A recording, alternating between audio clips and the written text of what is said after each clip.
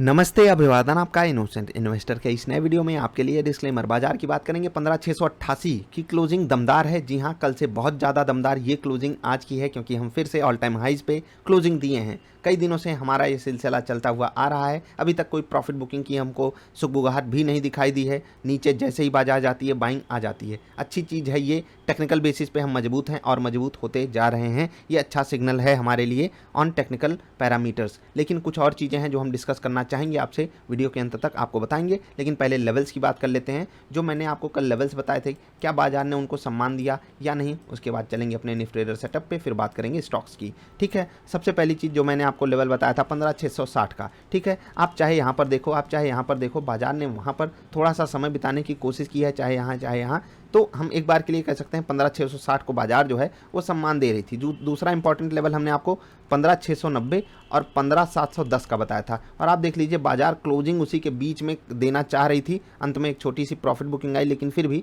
बाजार ने इस रेंज को भी काफ़ी तगड़े से सम्मान दिया।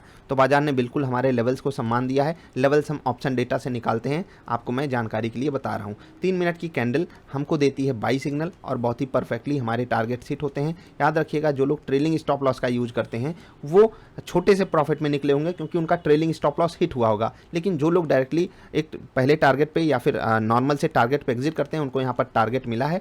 तो टारगेट हिट हुआ है आपका 3 मिनट की भी कैंडल पे, जहाँ पर आपको बाई सिग्नल मिला था, और 10 मिनट की कैंडल पे जहाँ पर आपको सेल सिग्नल मिला था, यहाँ पर भी हमारा जो है टारगेट हिट हुआ है। कैलकुलेशन में थोड़ा सा इशू आया है तो कोई बात है नहीं, आप ज़रा सा ट्रेड शेयर कर दीजिएगा हमारे साथ अगर आपको इशू आया हो कैलकुलेट करने में सेल सिग्नल था या बाई सिग्नल। बाकी यहाँ पर आपको सेल सिग्नल मिला था, बहुत ही बेहतरीन तरीके से आप उसका फ़ायदा उठा सकते थे। अल्टीमेटली आपके सारे के सारे टारगेट हिट होते, कोई दिक्कत आती नहीं यहाँ पर, क्योंकि ट्रेलिंग स्टॉप लॉस भी अगर आप यहाँ पर यूज करते तो भी आपको कोई लॉस नहीं होता। ठीक, याद रखिएगा। तो 3 दिन से लगातार हमारा सेटअप बहुत बेहतरीन तरीके से काम कर रहा है। ये हमेशा नहीं होगा, लेकिन जब होगा हमारे लिए कमाल होगा। तो बस आपको ऐसे दिनों के लिए ही तैयारी करके रखनी पड़ती है, क्योंकि हम कई दिन कॉस्ट टू कॉस्ट गुजरते हैं, जो कि हमें तकलीफ तो देता है, लेकिन ऐसे ही दिनों की डिमांड हम करते हैं ना उन दिनों से कि भैया हमको कुछ अच्छे दिन मिलेंगे, इसीलिए हम ये झेल रहे हैं। तो तैयारी बनाकर रखा कीजिए।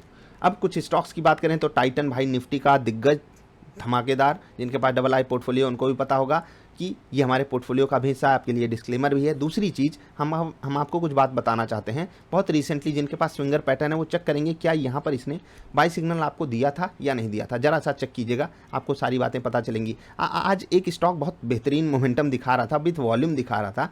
खुशी हुई जान करके कि आइडिया है उसका नाम, और ठीक है, बहुत अच्छा लगा। काफ़ी लोगों की इस पर क्वेरीज आती रहती हैं। बढ़िया मोमेंटम दिखाया है। याद रखिएगा, अगर आप इस स्टॉक में मोमेंटम का मज़ा लेना चाहते हो तो इंतजार करना चाहिए आपको। क्यों? क्योंकि बाजार जहाँ पर खड़ी है, इस स्टॉक को मतलब कुछ तो रंग दिखाना चाहिए अपना। भले एकदम घिसा पिटा स्टॉक हो, लेकिन रंग तो दिखा ही सकता है ना। तो इस पर आप नज़र बना कर रखिएगा। हम टॉप स्टॉक्स की बात करेंगे, उससे पहले एक पोर्टफोलियो वाला स्टॉक है मुंजाल ऑटो। होली पे मैंने आपको इसको खरीदने की सलाह दी थी। काफ़ी बढ़िया मोमेंटम ये 20% से ज़्यादा का दिखा चुका है। अगर आप प्रॉफिट बुक करना चाहते हो और यहाँ मिस कर चुके हो तो कल थोड़ा सा इस पर फोकस रखिएगा। अगर ये 66-67 रुपये के आसपास मौका देता है तो वहाँ पर आप एग्जिट कर जाना, क्योंकि 68 से 70 रुपये के बीच में एक बड़ा रेजिस्टेंस है इसके लिए, जिसको ये पार करने में कठिनाई पाएगा। तो आप एक बार अगर यहाँ पर कंसीडर कर लोगे प्रॉफिट बुकिंग तो कोई तकलीफ आपको होगी नहीं। अब टॉप स्टॉक्स की बात करें, उससे पहले इंडेक्सेस की बात कर लेते हैं। आज भी निफ्टी को आउट परफॉर्म किया है निफ्टी नेक्स्ट 50 ने, निफ्टी मिड कैप ने, इवन निफ्टी बैंक ने भी निफ्टी को आउट परफॉर्म किया है। और निफ्टी बैंक किसके सहारे परफॉर्म किया अभी आपको बता रहे हैं, लेकिन निफ्टी 50 जिस कारण चला उसमें सबसे बड़ा योगदान किसका है पता है? अपने प्यारे टाइटन का। जी हाँ, टाइटन ने बहुत मदद की बाजार की। 7% ऊपर क्लोज हुआ है टाइटन। उसके बाद ओएनजीसी, आइसर मोटर्स, एलएनटी ये काफ़ी ज़्यादा सपोर्टिव थे। एक्सिस बैंक भी आज बढ़िया मोमेंटम दिखाया है पॉजिटिव साइड। ठीक, अब बात करते हैं निफ्टी नेक्स्ट 50 की। निफ्टी नेक्स्ट 50 में मुथूट फाइनेंस भाई साहब लगातार दूसरे दिन धमाका कर रहा है। जुलियन फूड भी काफ़ी दिनों बाद आज 5% का मोमेंटम दिखाया है। Apollo hospital 4.5%, DMart 4%, Adani enterprises 3%। गिरावट में आज मदरसन सुमी, कल मैंने आपको बता दिया था 15% लायक ये रिजल्ट नहीं है, अलर्ट रहिएगा। 250 रुपये पर वापस आ गया है ये स्टॉक। पीएनजी हाइजीन 2.5% गिरा, पीएनबी 1.25% गिरा, लुपिन भी 1%, आईजीएल भी 1% के आसपास की गिरावट दिखाया निफ्टी नेक्स्ट 50 में। लेकिन मिड कैप में वोल्टास ने धमाका किया, आइडिया ने धमाका किया। काफ़ी ज़्यादा सपोर्टिव थे ये stocks. Escorts, LIC housing finance, Zeel ने भी काफ़ी मदद की बाजार की। गिरावट में RBL bank, Shriram transport, Page industries, Balkrishna industries, IDFC first bank. याद रखिएगा ये सब स्टॉक्स भाग चुके हैं, तो यहाँ पर प्रॉफिट बुकिंग आ रही है। लेकिन बाजार को सहारा कौन दे रहे हैं? जब एक तरफ प्रॉफिट बुकिंग आती है, दूसरी तरफ नए नए दिग्गज आ जाते हैं बाजार को सहारा देने। और ये बेस्ट केस सिनारियो होता है एक बुल मार्केट में, कि बुल मार्केट में हीरो जो है वो रोज़ बदल जाते हैं, लेकिन बाजार की कहानी वो रोज़ नहीं बदलती है, बाजार की कहानी रोज़ की रोज़ वही रह जाती है। ठीक, एक्सिस बैंक निफ्टी बैंक में काफ़ी मदद कर रहा था आज, और उसके बाद हमारा प्यारा कोटक महिंद्रा बैंक 0.25% की तेजी, और काफ़ी ज़्यादा सपोर्टिव था ये निफ्टी बैंक में। उसके बाद बंधन बैंक भी 1.5% ऊपर था। एचडीएफसी बैंक और स्टेट बैंक भी काफ़ी ज़्यादा सपोर्टिव थे इस इंडेक्स के लिए, जिस कारण ये निफ्टी को आउट परफॉर्म कर पाया है। एक समय इंडसइंड बैंक में बड़ी गिरावट आई थी, लेकिन फिर भी इसने अपने आप को सस्टेन कराया, जिस कारण निफ्टी बैंक में भी रिकवरी हमको देखने को मिली। पीएनबी ये तोड़ रहा था, RBL bank, IDFC first bank, AU small finance bank थोड़ी थोड़ी कमजोरी दे रहे थे इस इंडेक्स को। फाइनेंशियल सर्विसेज में मुथूट फाइनेंस और एक्सिस बैंक की बदौलत ये इंडेक्स सबको आउट परफॉर्म किया है। 1% तेजी के साथ बंद हुआ है। यहाँ पर सबसे ज़्यादा सपोर्ट अगर हम कहें तो कोटक महिंद्रा बैंक दे रहा था, उसके अलावा मुथूट फाइनेंस की बात हम कैसे इग्नोर कर सकते हैं, बजाज फाइनेंस भी सपोर्टिव था, चोलामंडलम फाइनेंस आप देख सकते हो। गिरावट कुछ खास यहाँ पर थी नहीं, Shriram transport, PFC, REC, PEL, Bajaj Finserv, ये सब स्टॉक थोड़े थोड़े गिरावट यहाँ पर दिखा रहे थे। अब इंडेक्स की बात कर लेते हैं।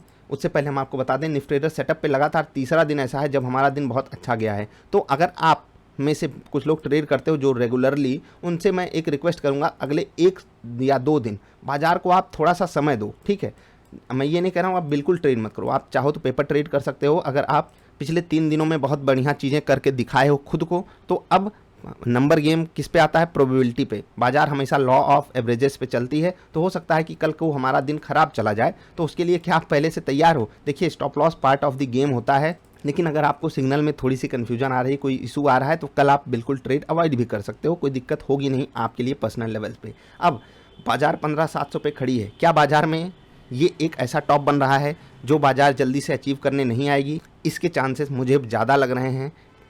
अलग अलग जगहों से मैंने कुछ चीज़ें समझी हैं, और उसको समझकर मैं आपको यही सलाह दे सकता हूँ कि स्टॉक स्पेसिफिक आप हो सकते हो, लेकिन बाजार स्पेसिफिक आप बहुत ज़्यादा बुलिश मत रहिएगा। मैंने सवाल पूछा है और वहाँ पर आप लोगों के उत्तर को देखकर मुझे डर लगा है। इससे पहले वाली वीडियो जो है उसको ज़रूर देखिएगा। आई होप मैंने आपको चीज़ें समझाई और आप उसका पॉजिटिव वे में फ़ायदा उठाओगे। याद रखिएगा, बुल मार्केट में जब भी कोई भी स्टॉक गिरता है तो वहाँ पर ख़रीदार जो आते हैं उनसे ज़्यादा चीज़ें किसके अगेंस्ट चली जाती हैं? जो लोग शॉर्ट करके रखे होते हैं। और वहाँ उस सिनारियो में क्या होता है कि शॉर्ट कवरिंग चालू हो जाती है, जिस कारण वापस स्टॉक में या पूरे इंडेक्स में बाइंग आ जाती है।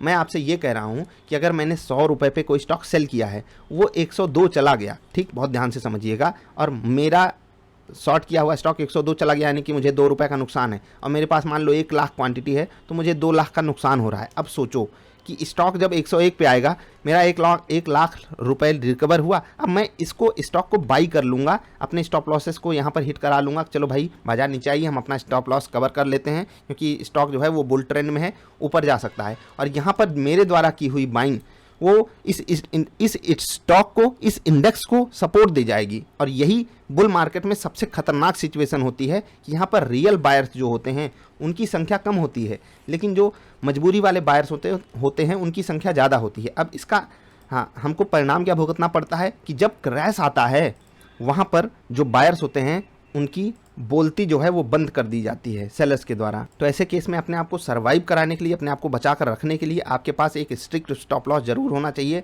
एसएसएल सिक्योरिटी अपने पास जरूर लगा कर रखिए। इस पर हम बहुत जल्द एक वीडियो लाएंगे। अभी आपसे अलविदा लेते हैं। वीडियो पसंद आई तो लाइक कर देना, और लेवल्स हम कैसे देते हैं निफ्टी के, वो आप कल की बाजार वाली वीडियो देखा कीजिए, वहाँ पर हम आपको लेवल्स बताते हैं ऑप्शन डेटा के हिसाब से जो हमको मिल पाते हैं। अभी इतना ही, मिलेंगे फिर से, नमस्कार।